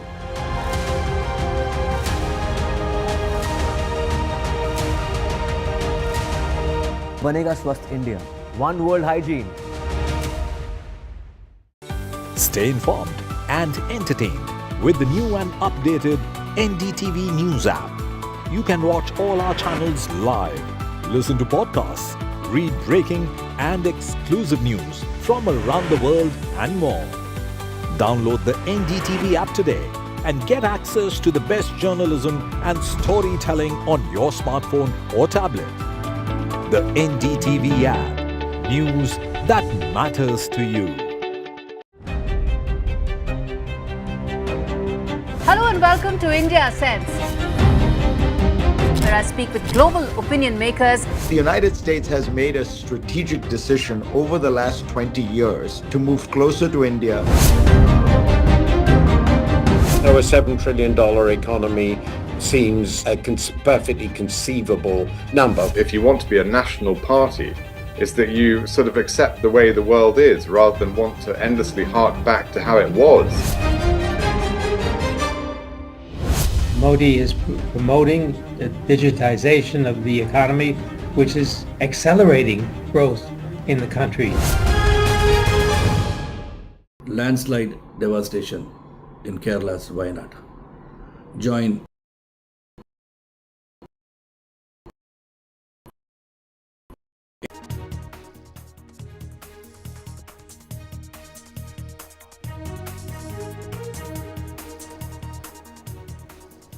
Well, the most important dates of crucial assembly elections in Haryana and Jammu and Kashmir are supposed to get announced today in a short while from now. Also, doctors across the country are protesting against the horrific rape and murder of a junior doctor in Kolkata recently. We'll get you all that and more in this bulletin, but first up, the headlines. Election Commission is all set to announce assembly election dates today. Haryana, Maharashtra, Jharkhand to go to polls this year. Jammu and Kashmir will go to polls after almost 10 years. Calcutta High Court takes up RG Kar Hospital vandalism case. Calcutta High Court has said that the state machinery had failed. Kolkata police arrest 19 over what really happened on the night before Independence Day. Health Ministry, in fact, has said that heads of institutions must file any violence FIR within anytime there's an untoward incident in the campus of the medical hospital. Will KTR use the same language for sister? This is what Telangana minister's KTR's shocking statement said. In fact, women can break dance on buses. That's the statement that is being seen as very controversial now. KTR had mocked women for peeling onions on state bus service. ISRO successfully launched an Earth satellite mission into intended orbit. The space agency launched its third and final developmental flight. Apart from African nations now, Sweden and Pakistan have also reported first cases of Mpox. These are the first cases of Mpox outside Africa. Over 400 dead in Democratic Republic of Congo. WHO meanwhile has issued a global health alert warning of possible spread of the virus to other countries. Prime Minister Narendra Modi, meanwhile, has interacted with Indian Olympics champions. He hailed their spirit and said the entire nation is proud of their work. And he also told the athletes that it's time to keep preparing for the 2036 Olympics. The Indian men's hockey team, which earned its second consecutive Olympic bronze, presented the Prime Minister with a hockey stick that was signed by all the players. Well, Election Commission is all set to announce the schedule for assembly elections today. Assembly elections are slated to be held in Jammu, Kashmir, Haryana, Maharashtra and Jharkhand. But in focus are, of course, the states of Haryana and the Union Territory of Jammu and Kashmir. Haryana saw even Stevens' performance by the Congress and the BJP in the Lok Sabha elections of 2024. And Jammu Kashmir has been waiting for elections for the past 10 years. The Election Commission recently visited Jammu and Kashmir and Haryana to oversee the poll preparedness, also assess the logistics, but it also visited Maharashtra and Jharkhand last month in July. The term of the Legislative Assembly of Jharkhand ends in January 2025. In fact, this all-important presser of the Election Commission is slated to happen at 3 p.m. today.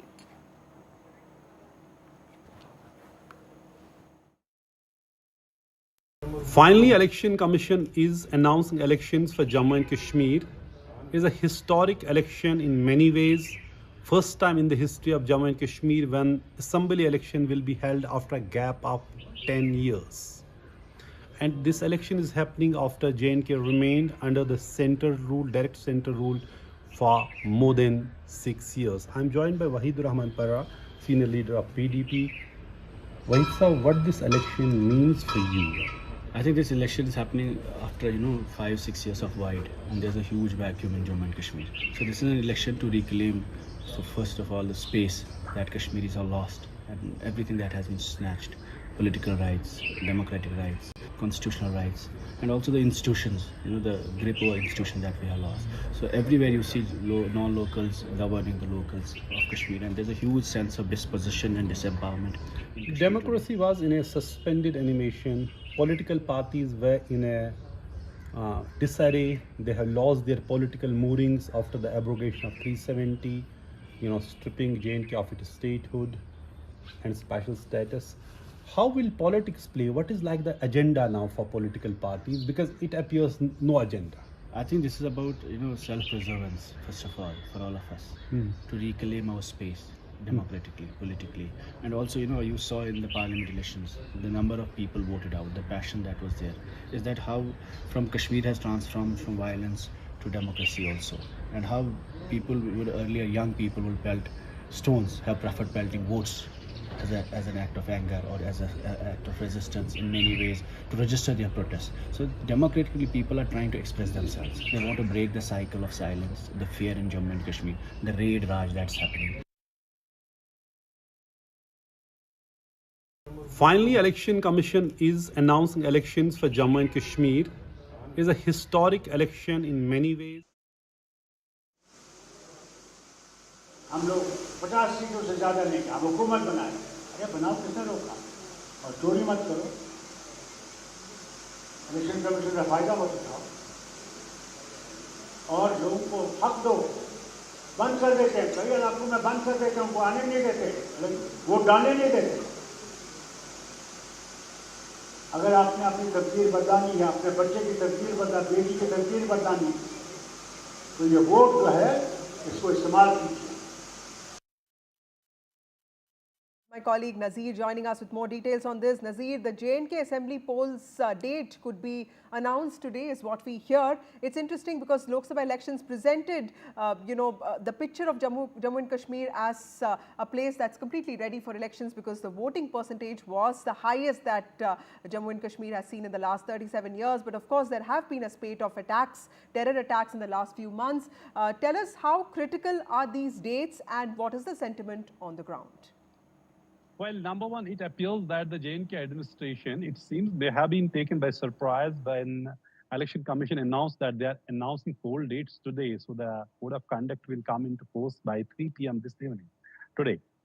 So what they did, they issued slew of orders of transfers. 156, more than 150 officers have been transferred. Among them are the SPs of 10 districts, DCs of 5 districts, and then there are DIGs, there are IGPs. Large scale transfers have been made since last night, particularly since this morning. Opposition has clearly, objected to it. Umar Abdullah tweeting and saying, what is this? And asking Election Commission to see if it is being done with this thing to change things on during elections. Having said that, this is an election which everyone was waiting for last many years. Because elections here mean just more than a vote. Here people have given their lives for the right to vote during militancy when there was a boycott call. Those who would defy boycott call would face the wrath of militants. Many were killed just for their right to vote. Now, because for last 6 years, there was no elected government. Democracy was literally in a suspended animation. And finally, Election Commission, despite warnings by so many people, look, there's a militancy, they are attacked. When full Election Commission visited here recently, Chief Election Commissioner Mr. Raju Kumar said that no external or internal threat or the force can derail the electoral process. He said no militant, it is like a chicken and egg situation if we say there are militant attacks in Jammu, etc. So nothing is going to deter us. He said we have to build on the momentum and the enthusiasm of people have shown during the recent parliament elections, which have witnessed a record voting. So people actually repose their faith in democracy. So he said, we want to build on this. So finally, Jammu and Kashmir will witness this election. This is first election after a gap of 10 years, which is the longest gap in the history of Jammu and Kashmir. This is the first election in the union territory of Jammu and Kashmir. So it is also an election which after the abrogation of Article 370, and voters will decide whether they have approved what the BJP as central government has done or not. These are the results of these elections. But at the outset, who wins and who loses, that's not important. Important is that finally the democracy is being revived. Finally, people will get a chance to vote and elect their representatives. During Prime Minister's visit here in Srinagar in June, he said that the people will soon have their own elected representatives. There will be assembly elections, and also statehood will be restored. These are two things which even the Constitution Bench of the Supreme Court, during its hearing or the judgment verdict on Article 370, has said it has directed the Election Commission to conclude elections before September 30 and also restore the statehood. That was the direction to the central government. So it's after elections, it's expected that the statehood will be also restored. So every party is happy because political parties have lost their moorings. They don't have, what would they stand for? That whole politics has changed. It has been a huge disruptor in Jammu and Kashmir, August 5, 2019. Since then, a lot of things have changed in Jammu and Kashmir. But was missing badly by a common man was the democracy. But finally, elections are taking place, and by 3 today, just in an hour or so, we would know what are the dates and how many phases would be there. But finally, good news is that Jammu and Kashmir will finally have assembly election after a gap of 10 years. Well, Nazir, when it comes to political narratives and political campaigns, the demand for statehood has been reiterated by political parties time and again. But when it comes to the BJP, it has been talking about this development narrative in J&K. It has been talking about the benefits of abrogation of Article 370. The politics of J&K also seems to be, quite in a bit of a flux with Umar Abdullah saying that he will not be contesting assembly polls anymore. How does it look like from the ground? How are political parties preparing for this? There are several other players, smaller players, even as the BJP does not have that much of a stake. How do you see politics prepping for these elections? Well, clearly, this is the first election post-abrogation of Article 370. This will also show the will of people, which side of the fence they belong, whether they have actually approved what center has done or they are rejecting it. But here, political parties, even BJP has been saying that it was an interregnum, this union territory. Jammu and Kashmir was a state and it will be a state. Prime Minister, Home Minister, Amit Shah also, they have reiterated the restoration of statehood. Nobody has a dispute over that. But what was missing was badly that there's no democracy. There were no elected representatives. Even Prime Minister during his visit said, look, the people will elect their representatives so that they will address their problems. So people also, everyone knows there was a democracy deficit, despite the claims of, development, all that is there. But nothing is a replacement and alternative to democracy and democratic rights of the people. That's what everybody was asking for. And when Election Commission came here, they said, look, there was a delimitation which took 2 years. Then there was, revision of electoral rolls. Now there were parliament elections, and because of the security situation, simultaneous elections could not be held. Now, at the earliest, Election Commission decided to visit Jammu and Kashmir. They took the feedback from all the political parties, from the officers, and finally, they have decided to hold elections and go by and abide by the directions which have been given by the Supreme Court, which is holding elections by September 30. So that is finally happening. As I said, it is a historic election in many ways. And because in Jammu and Kashmir, people have fought militancy, they have taken bullets for the right to vote. Large number of people have been killed just because they stood by democracy and defied boycott calls. But good news is that after parliament elections, we have seen there was no boycott call, there was no, problem, violence on the ground. People came out in large numbers and reposed faith in democracy, and that is expected to be, repeated. Not just the repeated, but the numbers are expected to be much higher, given the fact we see on the ground how eagerly political parties, common people, everybody has been waiting for the day when elections will be, announced. Though there is a sense, for example, Umar Abdullah and Mahbub Mufti, two former chief ministers, saying they will not contest elections. Umar Abdullah saying because in the union territory, the whole powers rests with the lieutenant governor, like in Delhi. So what is the fun of, contesting election? But their parties, all the parties are contesting these elections. Thank you, Nasir, for joining us with those details and giving us that perspective. We'll keep coming back to you. The Indian Medical Association, one of the key bodies of doctors in the country, which has been at the helm of affairs of the protest, is holding a press conference. Let's listen into what Mr. Ashokan is saying. They didn't have a proper duty room in that floor. And so the seminar room was used with the 2 beds there because that was the only place perhaps they could relieve themselves. So that was very unfortunate. This has brought out the lack of concern for the working hours of the resident doctors, their infrastructural basic needs that has also come out in this episode. The violence on the protesting doctors, we had addressed them at around 3 p.m. The violence happened at midnight. At that point of time, more than 300 of these boys and girls, all medical students, second year, third year, very young boys and girls, they were sitting there at midnight and they were, driven away. And the mob is supposed to vandalize the emergency, the floors, the equipments, and went up to the 3rd floor where the crime has occurred. So these are very serious things which have happened. One is a crime in workplace. Another is such an atmosphere of vandalism could be created in a hospital. So I think the nation is awakening that what we have been saying for the past 2 decades, that the ground reality is very different and we need a new set of laws, new set of infrastructure and security deployment in the hospitals. Yeah. You said that the midnight attackers went up to the 3rd floor where the crime was committed. What do you think was the purpose? Was it to wipe out some evidence maybe? Yes, there is a doubt that there is a purpose. There was also the purpose to terrorize the students, drive them away from the protesting place. But the very fact that it went to the 3rd floor and not further, it only proves that that vandalism was also part of the design. Now the probe has been handed over to CBI and the Chief Minister has promised that they will get to the bottom of it. And the CM is asking the doctors to call off their agitation. Do you think that, and she's saying that the demands have already been met, so why are you still protesting? Do you think the demands have been met? Sir, the boys and girls are afraid. They are simply scared. They cannot go into that place with additional security and additional, infrastructural changes. who will walk those corridors? Who will go again there? How can you do a midnight duty? And more than the doctors, the nurses.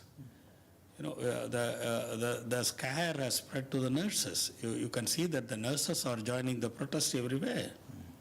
So I think it's a serious issue that the nation and the governments have to address. Yeah, they are asking for basic right of safety in workplace.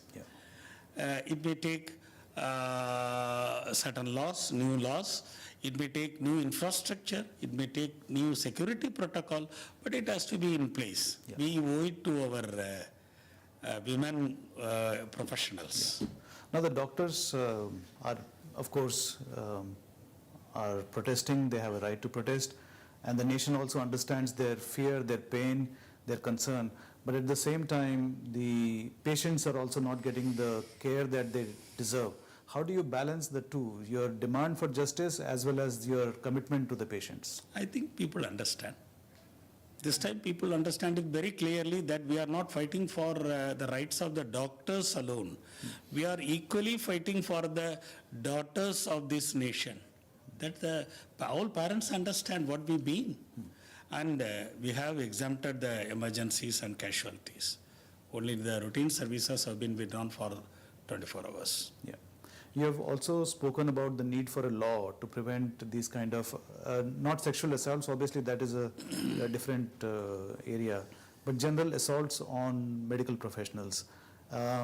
What would you like to say a little bit more about what kind of law you would expect?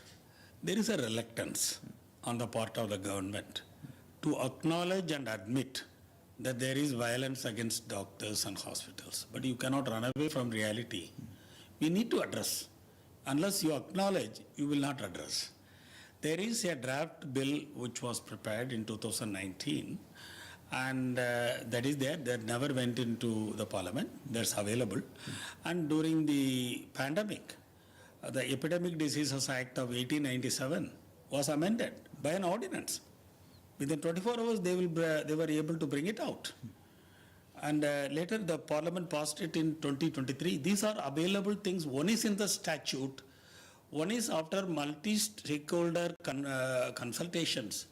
Already the bill is there.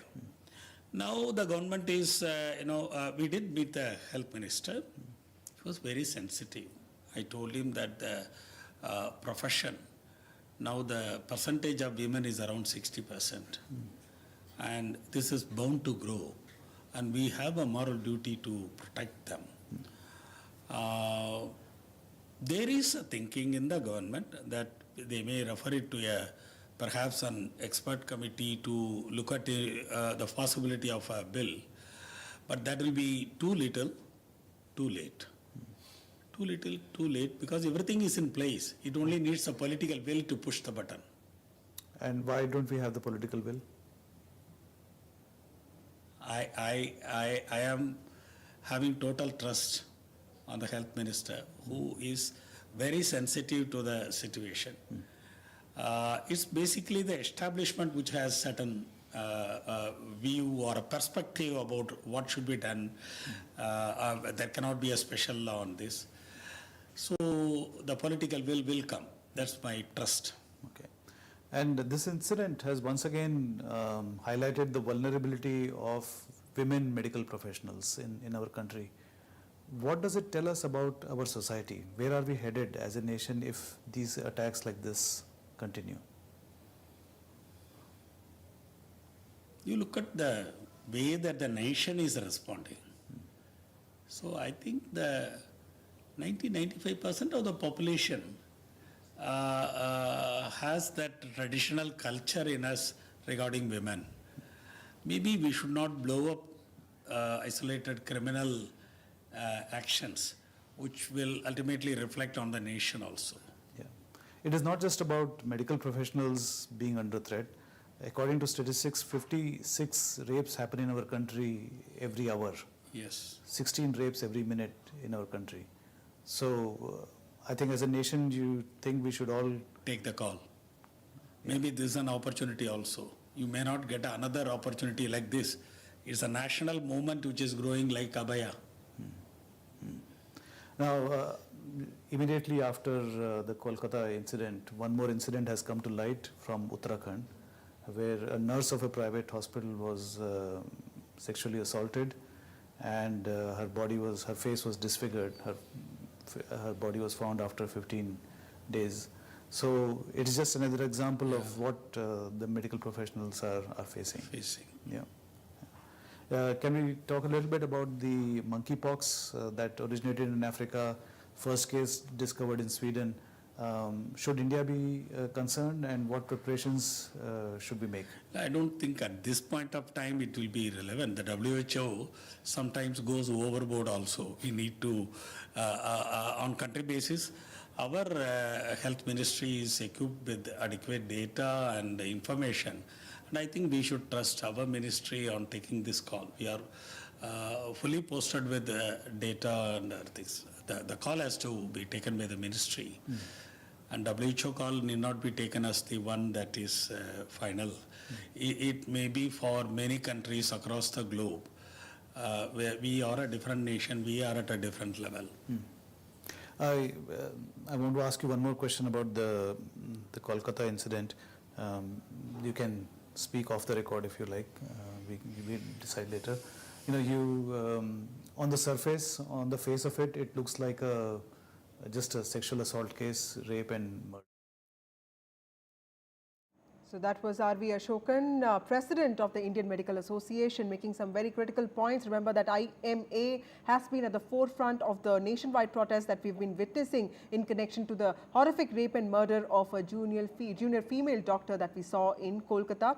Thousands of resident doctors are protesting across the country. R.V. Ashokan, Dr. Ashokan, in fact, made some very critical points. The IMA has been asking for a central law to safeguard the rights of doctors. It has been also asking for safety protocols to be put in place. It has also been asking for better working conditions for doctors, including better waiting rooms. Remember, the 31-year-old doctor in Kolkata who was raped and murdered did not have a waiting room, and hence she had to spend the night after a 36-hour shift in the seminar room. Let me go across to my colleague Radhika Ramaswamy, who's reporting on a similar protest of doctors happening in Azad Maidan in Mumbai, where thousands of resident doctors have gathered and they've been asking for answers. Radhika, tell us, what is the sentiment on ground? Because there's a lot of comparison between Mumbai and Kolkata. What happened with Aruna Shahbag several years ago is being in some ways replayed. Now the memories of that incident have come back. Tell us, what are the doctors in Mumbai saying?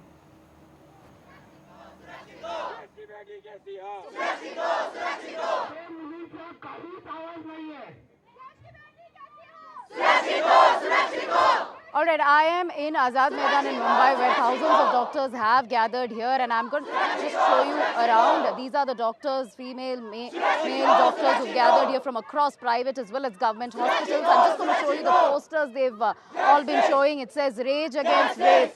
It says when white coat turns red, society turns black. It says here to serve, not to suffer. No safety, no service. So these are the posters and banners that these doctors here have been showing and are protesting at this point on stage and off stage. As you can see, multiple hospital doctors are here gathered. In fact, the protests are only intensifying, not just in Mumbai, of course, across the country. Let me go across to a few of them to understand what their charter of demands are. Ma'am, you've been protesting over the last 3 days over the safety and security of doctors and, of course, seeking justice for the victim as well. Yeah, we are here to protest mainly against two things. One is the justice and the next is the safety. So this is not only the doctor strike, this is the whole nation strike. This should be a nation strike because it is the safety of the women. We female doctors, we couldn't sleep for the past 4-5 since when the incident happened. We are not able to sleep at all because हर रोज हम ऐसा ही सोते थे, इधर उधर किधर भी कुछ भी जगह मिलते तो हम सोते थे. Duties हम 36 hours कभी कभी 48 आवर्स 72 आवर्स हम करते थे, कोई भी उसको भी हम प्रोटेस्ट किया, कोई फर्क नहीं मिला, but at least we continued our duties in spite of it. Have you ever heard that somebody got raped inside their house? I know so many rapes are horrific. In fact, we want justice is the slogan that is being raised here. Tell me, what is your demand and what is the systemic change that you'd like to see across hospitals, because that's your workplace and that's where this horrific incident took place? Only I want to say we want justice, and for non-medicals, please help us. If we are all together, then only something can happen. Please, non-medicals. We want CPI Act to be applied for doctors' safety, and we also want for our workplace there should be one room or one restroom for doctors in every government hospital. Social Protection Act to be implemented, more safety, surveillance. You're a male doctor yourself. Take us through your charter of demands, especially for your female colleagues. I have seen myself how my female colleagues work. They have to work 24 hours. And it's inevitable. 24 hours work has to be done. You cannot say that female doctors ko night duty exempt kar do. That is not possible because everyone has to work. The workforce is also very limited. And even in this limited workforce, the facilities are limited. Our resting facilities are limited. We don't have often a proper room to sleep, a proper place to sleep. We end up sleeping in wards and all. Everyone, including my female colleagues. So that is something that has to change. And the protection has to be ensured. Entering hospitals like this, like goons are entering hospitals like this and causing chaos. That is just not acceptable. Protection has to be ensured. Abysmal conditions as far as these doctors are concerned. That's what he's explaining here. So yes, demands only intensifying at this point. They are seeking justice for the victim's family, of course, and besides that, safety, security and well-being for all of these doctors is the highlight as far as these protests are concerned. Back to you. Well, thank you, Radhika, for joining us with those details. Moving on to an associated story. In the midst of these attacks on doctors, a letter has been issued by the Health Ministry to the Director General of Health Services saying that if any incident happens to health workers while on duty, the institution will be held responsible. This is, remember, a follow-up of what happened in Kolkata's RG Kar Medical Hospital. It is state-owned. 31-year-old doctor was raped and also brutally murdered. In fact, the Health Ministry has also asked for an FIR to be lodged within 6 hours. My colleague Tanushka has more details on this.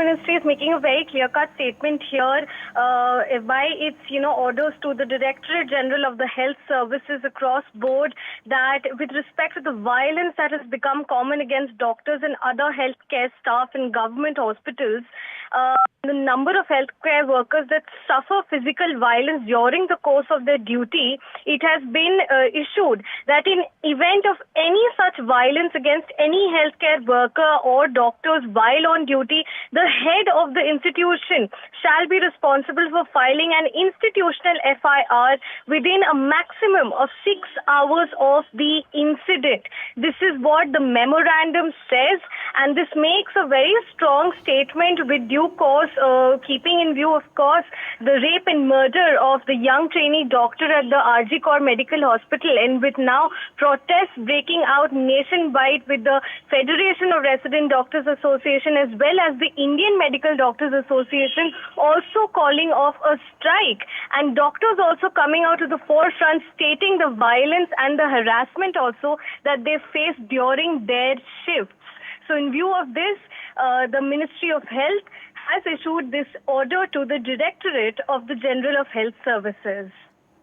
The protests across the country are also taking place after what really happened on the eve of Independence Day, the incidents of vandalism that took place at RG Kar Medical Hospital that also saw the rape and murder of a 31-year-old doctor. This has also led to protests across the country. My colleague Pratibha Raman has details of what is happening in Bengaluru as to what the doctors there have to say.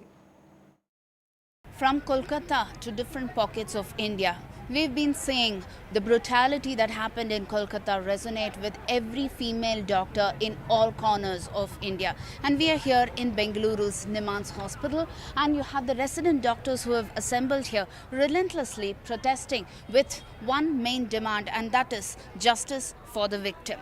Now, when we talk about the challenges faced by every female doctor, what are the challenges that you face, and why do you think you are protesting here today? As you might have heard in the news, we have had significant brutality, rape and murder of one of our colleagues. And the idea of this protest is you touch one, you touch all. And this is something that everybody deserves, not just doctors, a safe working space. If you look here, more than 50% people here are females. This is one profession where we will have a lot of females working. And if you cannot give us safe environment, safe workspace, how can you expect us to give our 100%? We are not asking for lesser work hours. Even if you would have heard that she was working for 36 hours, 48 hours, we are not asking for that.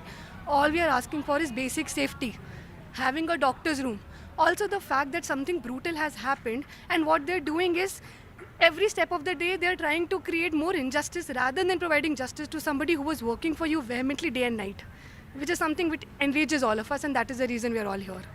When you talk about doctors, most patients seem to be coming in with the hope that this doctor would save one's life. But you are here neglecting all the services, and you're coming here to protest, and that's been one of the criticisms faced by you. How do you think you want to answer that? I think protesting, fighting for justice is definitely inconvenient. But the fact that we have to go to this extent for the government to address our concerns is very telling of the state of our country currently.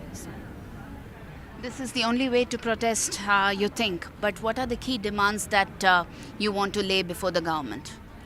Our demands were very clear. We wanted CBI inquiry, we wanted Central Protection Act, not the act per se, just the written reassurance that we would be getting it soon. And we actually thought that now we are getting justice, CBI has taken over. What happens next is there are goons that come at night and try to vandalize and try to create physical kind of terror in the hospital. You tell us, how can we get up now? How can they really get up when there are so many atrocities going on, especially Karnataka, not new to the kind of vandalism that most of the hospitals have seen from patients themselves. A Central Protection Act and justice for the victim are the two key demands that have been laid down before the government. When will the government take note is the question that has been presented before them. With camera person Kumar, Pratibha Raman at Bengaluru's Nimans Hospital for NDTV. So doctors across the country continue to protest against the crime that happened to a 31-year-old doctor in Kolkata. Moving on to other stories, after much outrage, K.T. Ramarao, the ex-minister of Telangana, has apologized for his controversial remarks. This is after a women's panel began a probe into what he really said during a speech to party workers. KTR had spoken about women utilizing the state government's free bus travel scheme, which was introduced shortly after the Congress party came to power in the state this year. In fact, last year, Telangana's Women and Child Welfare Minister Sitaka has condemned the comments that were made by BRS working president K.T. Ramarao. He also happens to be the son of former Chief Minister of Telangana, KCR.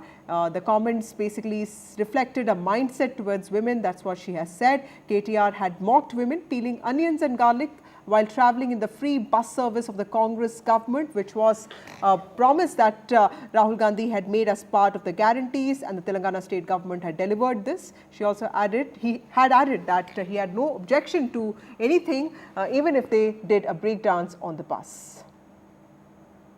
What is the controversy and what are you asking? You have started a free bus service for women. What happened?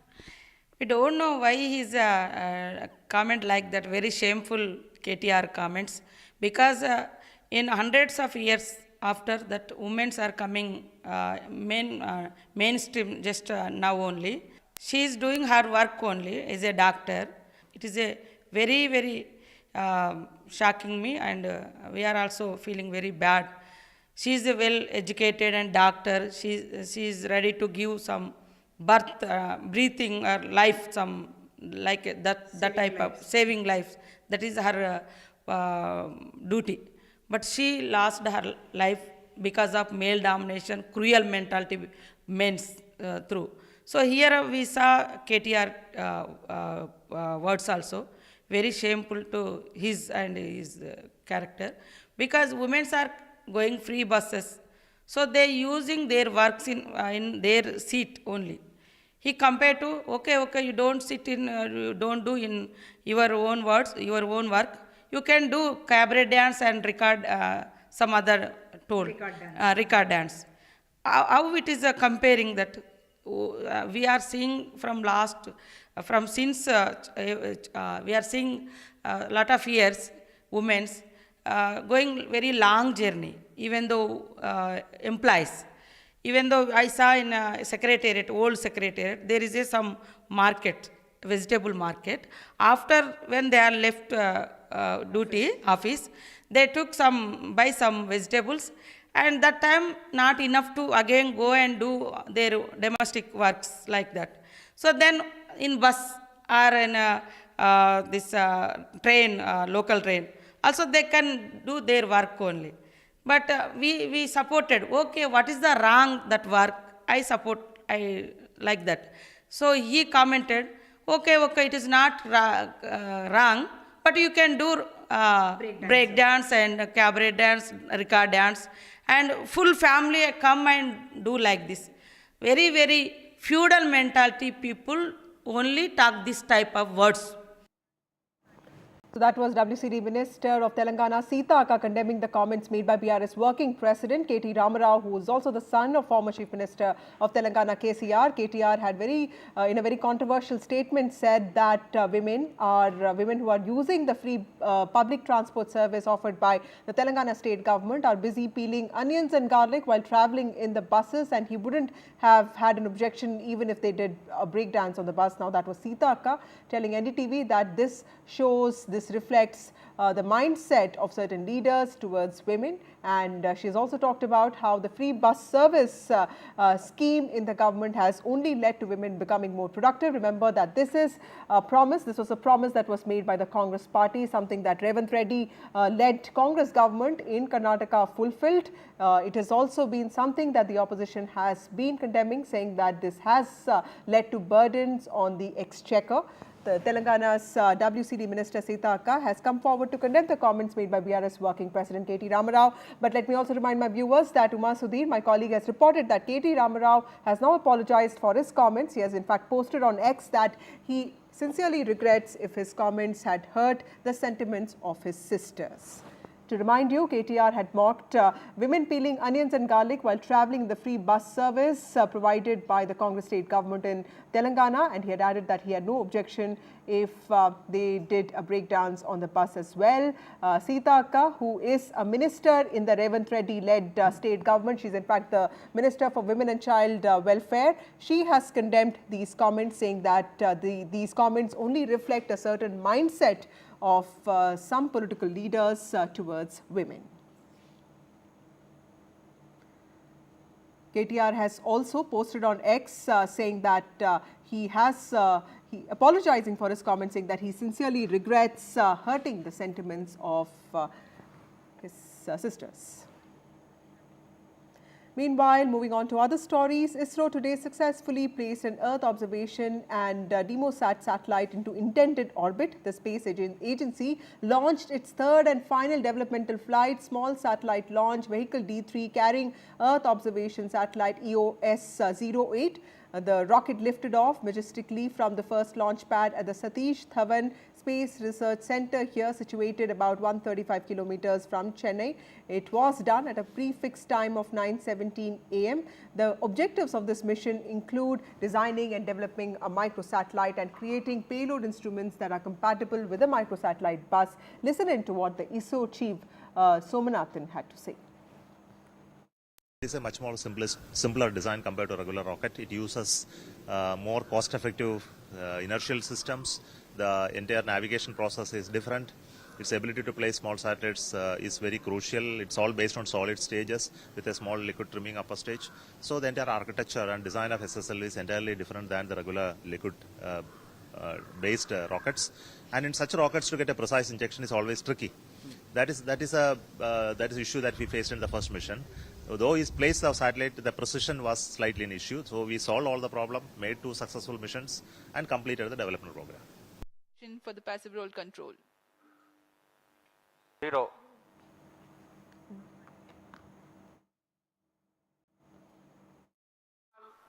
Superb liftoff of SSLV-D3 EOS-08 mission.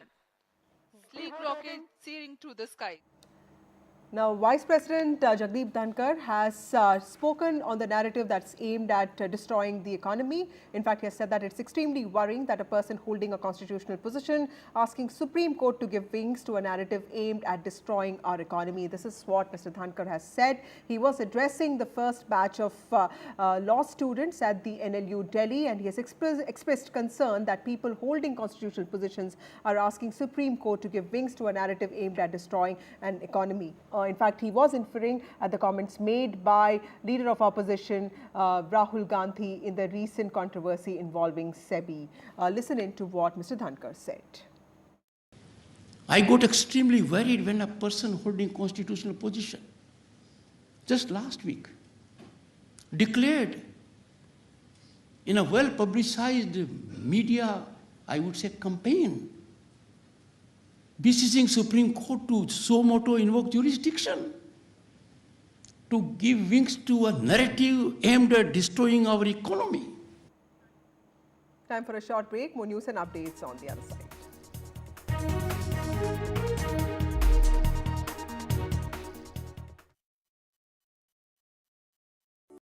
Hi, I'm Shreya Saran.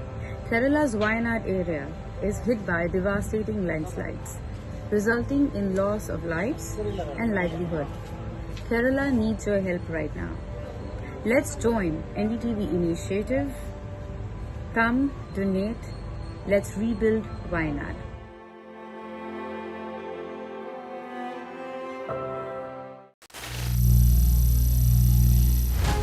Some people say the metaverse will only be virtual. One day this lecture hall will be made of code, and driverless cars would be trapped in intersections. But even in this maze of the future, you can't wish away health.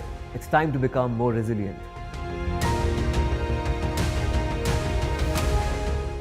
"10 years of Banega Swasth India, we have grown and achieved so many milestones.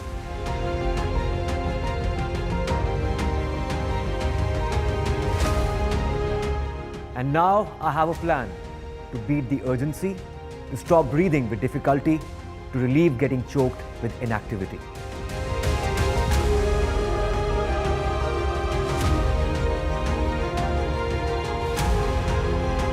Energize our government, our environment, our society, and ourselves. Everyone, everywhere, every day.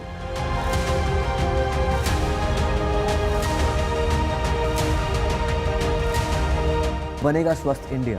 One world hygiene. Stay informed and entertained with the new and updated NDTV News app. You can watch all our channels live, listen to podcasts, read breaking and exclusive news from around the world and more. Download the NDTV app today and get access to the best journalism and storytelling on your smartphone or tablet. The NDTV app. News that matters to you. Hello and welcome to India Sense, where I speak with global opinion makers. The United States has made a strategic decision over the last 20 years to move closer to India. So a $7 trillion economy seems a perfectly conceivable number. If you want to be a national party, it's that you sort of accept the way the world is rather than want to endlessly hark back to how it was. Modi is promoting the digitization of the economy, which is accelerating growth in the country. Landslide devastation in Kerala's Wayanad. Join NDTV's initiative. Donate for Kerala.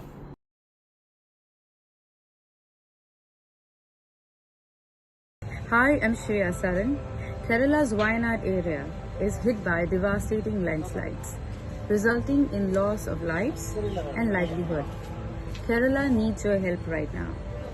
Let's join NDTV initiative. Come, donate. Let's rebuild Wayanad.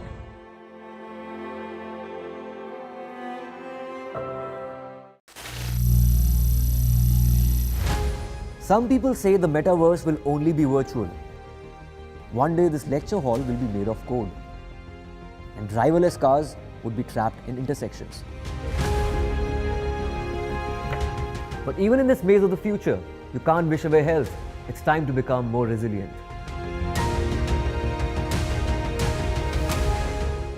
"10 years of Banega Swasth India, we have grown and achieved so many milestones.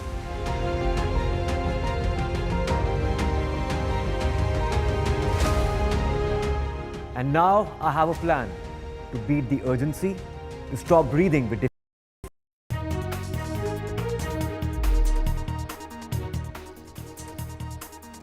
Welcome back. Ukraine's President Zelensky has claimed Kyiv's troops have full control over the Russian town of Sudzha now, which has a population of 5,000 people and contains infrastructure pumping Russian gas towards Europe. In fact, Sudzha, which is roughly 10 kilometers inside Russian territory, is the biggest of the 80 settled